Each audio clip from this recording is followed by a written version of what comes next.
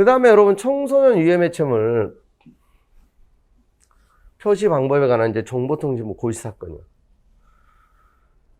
자, 이게 또 이제 X존 뭐 사건이라고도 하는데, 이 동성애 관련 웹사이트, 그 당시 이게 문제가 됐어요.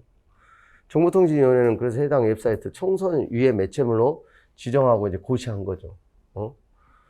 X존 해가지고 이제 그 당시 동성애 뭐 이거 조장할 수도 있고, 이런 것들은 좀 문제가 되겠다 해가지고 전자적 표시를 이행하지 않으면 처벌받을 수 있음을 통보한 거죠.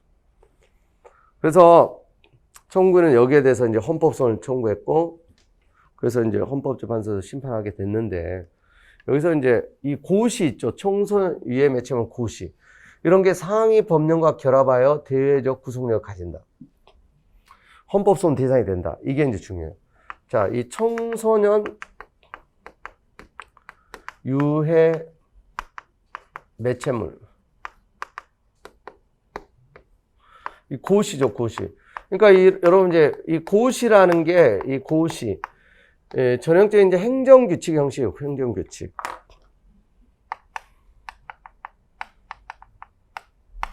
원래 이제 행정입법에는, 자, 여러분 행정입법, 행정부가 하는 입법입니다. 여기에는 보통 이제 법규 명령이 있고 행정규칙이 있어요. 행정규칙. 법규 명령은 법이에요. 말 그대로 대외적 구속력이 있어요. 이거는 대외적 구속력이 있다. 행정규칙은 대외적 구속력이 없고. 그러니까 보통 이제 법규 명령은 대통령령, 총리령, 부령. 이제 실무에서는 시행령, 시행규칙 이런 이제 명칭으로 많이 사용돼요. 근데 이제 행정규칙은 이제 고시, 훈령 이런 거예요. 고시, 각종 이제 고시나 명칭이 이제 뭐 훈령,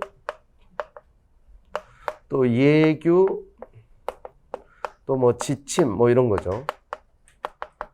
이쪽 법규 명령은 이제 뭐 대통령령, 또 총리령,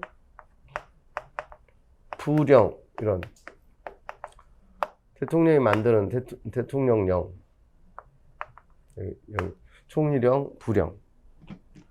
이제 실무에서는 이제 시행령, 시행규칙 이런 이제 표현을 쓰는데, 이런 게 이제 보통 대외적 구속력이 있는 전형적인 이제 행정입법인데, 이런 행정규칙 형식은 원칙적으로 대외적 구속력이 없는데 상위 법령과 결합해서, 그래서 이제 그게 법령 보충적 행정규칙 이렇게 얘기해요.